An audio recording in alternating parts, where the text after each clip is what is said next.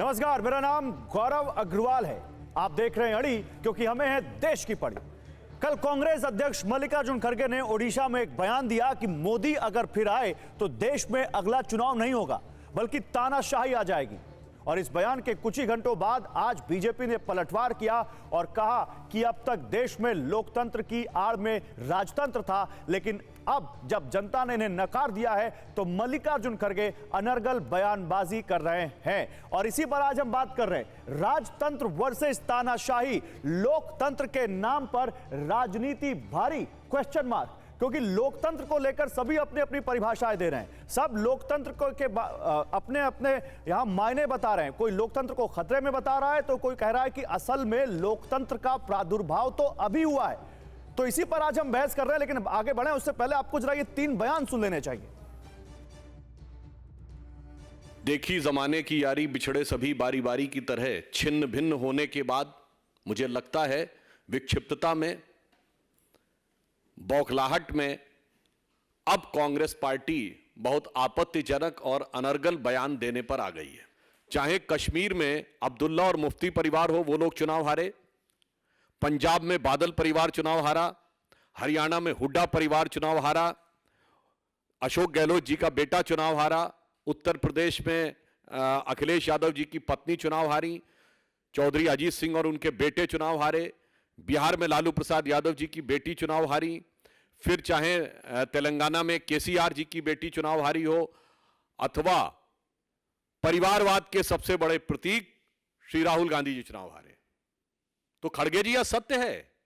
जो आपको डर लग रहा है कि इसके बाद ये लोकतांत्रिक राजवंशों के लिए चुनाव का भ्रम जनता के सामने रखकर राजनीति करना संभव नहीं हो पाएगा, क्योंकि अब भारत में वास्तविक लोक सत्ता का प्रादुर्भाव हो गया है। भारतीय जनता पार्टी इतने छोटे से एक मेयर के चुनाव में, म्युनिसिपल कॉरपोरेशन के मेयर के चुनाव में अगर इस प्रकार की गैर कानूनी असंवैधानिक घटनाएं को अंजाम दे सकती है, तो आप सोचिए कि लोकसभा चुनाव की हार देखते हुए ये लोग क्या करेंगे। क्या भाजपा इस देश को नॉर्थ कोरिया बनाना चाहती है कि इस देश में चुनाव ही ना हो, और चुनाव सिर्फ उसी स्थिति में हो जहां भारतीय जनता पार्टी पूरी मशीनरी को रिग कर पूरी चुनावी प्रोसेस को विशिएट कर चुनाव जीत सके। ये आखिरी चुनाव है। मोदी अगर फिर से आए तो नए चुनाव होंगे, नहीं करने देगा और डिक्टेटरशिप आएगी। इसके बाद नो चुनाव। उन्हें अपनी ताकत के ऊपर वो चलाएंगे, चुन के आएंगे, 200 लाएंगे, 300 लाएंगे, 400 लाएंगे, 500 लाएंगे। अगर हमारी सब 543 है तो उसको बढ़ा के फिर 600 भी बना लेंगे। तो आपने ये 3 बयान सुने। अब आइए आपको ग्राफिक्स के जरिए समझाते हैं कि आखिर इस तरह के जो बयान दिए गए, आखिर इनका आधार क्या है। बीजेपी क्या मानती है, आपको ये दिखाते हैं। बीजेपी का मानना है कि राम मंदिर के माहौल से कांग्रेस परेशान है। 3 राज्यों में कांग्रेस विधानसभा चुनाव हार गई, इंडिया टूटता जा रहा है, नीतीश कुमार एनडीए छोड़कर इंडिया में आ गए और इंडिया में सीट शेयरिंग को लेकर पेच फंसा हुआ है। तो उनके बयानों का आधार तो ये है। लेकिन कांग्रेस के बयानों का आधार क्या है? कांग्रेस के बयानों का आधार देखिए, वो क्यों कह रहे हैं, इसके पीछे क्या हो सकता है। नीतीश कुमार इंडिया छोड़कर एनडीए में चले गए, बीजेपी ने अजीत पवार को अपने पाले में मिला लिया, शिवसेना टूटकर 2 गुटों में बंट गई, शुभेंदु अधिकारी अब बीजेपी के साथ आ गए, मायावती को कांग्रेस चाहती थी कि इंडिया में आए, लेकिन वो इंडिया में आई नहीं। और कांग्रेस नेता लगातार जो कह रहे हैं कि जो विरोध करता है उसके पीछे ईडी लग जाती है। कल मल्लिकार्जुन खड़गे ने भी जब ये बयान दिया कि तानाशाही आ जाएगी, दोबारा चुनाव नहीं होगा, तो वहां भी उन्होंने ईडी का जिक्र किया था।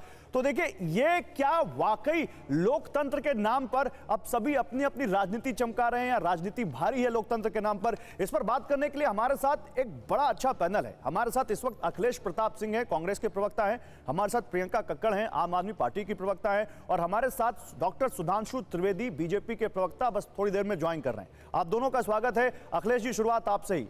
भाई, क्यों लोकतंत्र खतरे में लग रहा है आपको? जी, ये लोकतंत्र तो 75 सालों से चला आ रहा है और तमाम तरह की चीजें हुई, लेकिन लोकतंत्र कभी खतरे में नहीं पड़ा। आज आपको खतरे में क्यों दिख रहा है?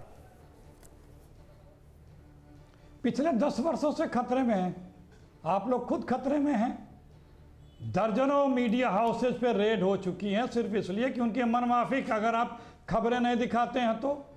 हिंदुस्तान में यदि छात्र, महिला पहलवान या किसान या नौजवान या मजदूर अगर सड़कों पे बैठ करके अपनी कोई मांग मांगता है तो आप लोगों के चैनलों पे यहाँ के केंद्रीय मंत्री उन्हें नक्सल, खालिस्तानी, पाकिस्तानी, चीनी तमाम क्या क्या नवाजते हैं।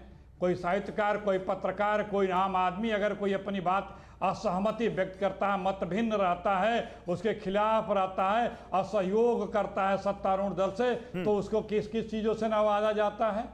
विपक्ष भी इस देश का अंग है, वो भी इस देश के बेहतरी के लिए ही बात करता है। सदन के अंदर राहुल गांधी यदि बात उठाते हैं तो उनकी सत्ता समाप्त कर दी जाती है। सदन के अंदर सदन सुरक्षित सदन नहीं है अगर सांसद, सरहद सुरक्षित नहीं है। सांसद यदि सरकार से कहते हैं कि ये संसद सुरक्षित है, न सरहद सुरक्षित है, सरकार इस पे क्या वक्तव्य दे, आए सदन में बताए, तो सांसदों को निलंबित कर दिया जाता है।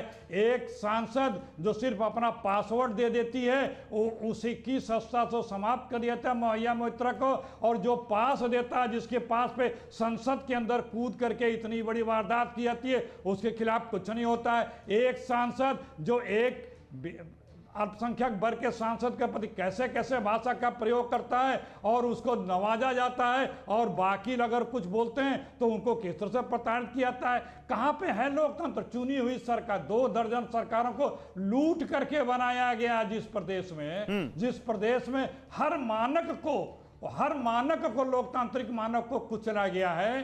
अरे एक मेयर तक जीतने की हैसियत नहीं रह गई है मोदी जी आपकी। एक मेयर निष्पक्ष भाव से नहीं जीत पाए आप।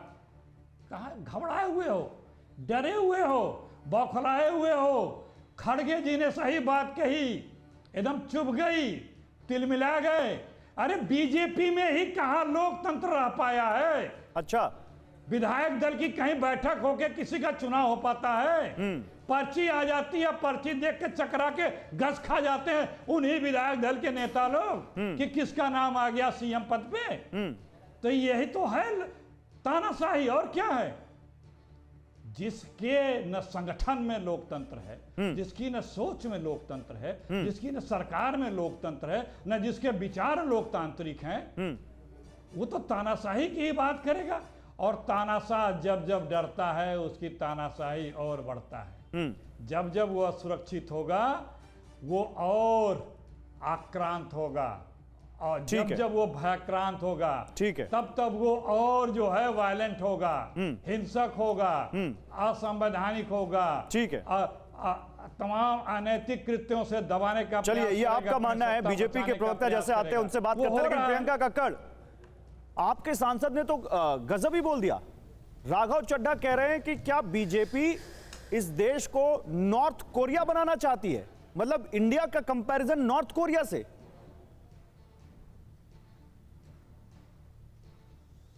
गौरव जी, सभी को नमस्ते। गौरव जी, आज बहुत ही दुखद दिन है और क्वेश्चंस भाजपा से पूछने चाहिए कि कैसे प्रिसाइडिंग ऑफिसर 18 तारीख को बीमार पड़ जाते हैं, जबकि बाय लॉ ये ड्यूटी किसी और को 18 तारीख को ही दी जा सकती थी। उसके बाद आज की तारीख में जब चुनाव होना और एक स्पष्ट क्लियर विन था, किसी भी इंसान को जरा सी भी राजनीति की समझ होगी उसको पता था कि आज इंडिया गठबंधन जीतेगा। उसमें से 8 वोट इनवैलिड डिक्लेयर कर दिए जाते हैं। वो प्रिसाइडिंग ऑफिसर की वीडियो घूम रही है। अरे तो नॉर्थ कोरिया कैसे बन गया इंडिया? करके उन वोटों को इनवैलिड कर रहे हैं। गौरव जी, कैसे नहीं बनेगा? अगर आप जैसे समझदार रिपोर्टर्स भी अगर हमारे सांसद का बयान उठाएंगे जो एक देश का उदाहरण दे रहे हैं जहां पर कोई डेमोक्रेसी नाम की चीज नहीं है, जहां पे वन मैन शो है, आप ये पूछ रहे हैं, पर आप भाजपा से ये नहीं पूछ रहे। नहीं, भाजपा के तो अभी मेरे साथ पैनलिस्ट आए नहीं, जैसे आएंगे उनसे पूछूंगा, लेकिन आपसे क्यों ना पूछें। आपके सांसद ने बोला कि क्या बीजेपी इस देश को नॉर्थ कोरिया बनाना चाहती है, तो नॉर्थ कोरिया से किस लेवल पर और किस पायदान पर आप कंपैरिजन कर रहे हैं इंडिया का? मैं ये पूछ रहा हूं, एक सिंपल सा सवाल। बता दीजिए, डेमोक्रेसी है नॉर्थ कोरिया में, तो बता दीजिए है कि नहीं, तो वहीं पे आंसर मिल जाएगा। मैं आपको बता रही हूं कि वो प्रिसाइडिंग ऑफिसर साफ साफ दिख रहा है कि मार्किंग कर रहा है, कोई उनसे लेके जब चले जाता है जिनको वो इनवैलिडेट कर रहे हैं, वो रोकते हैं अपने तंत्र को लगाकर, उससे वापस बैलेट पेपर छीन लेते हैं।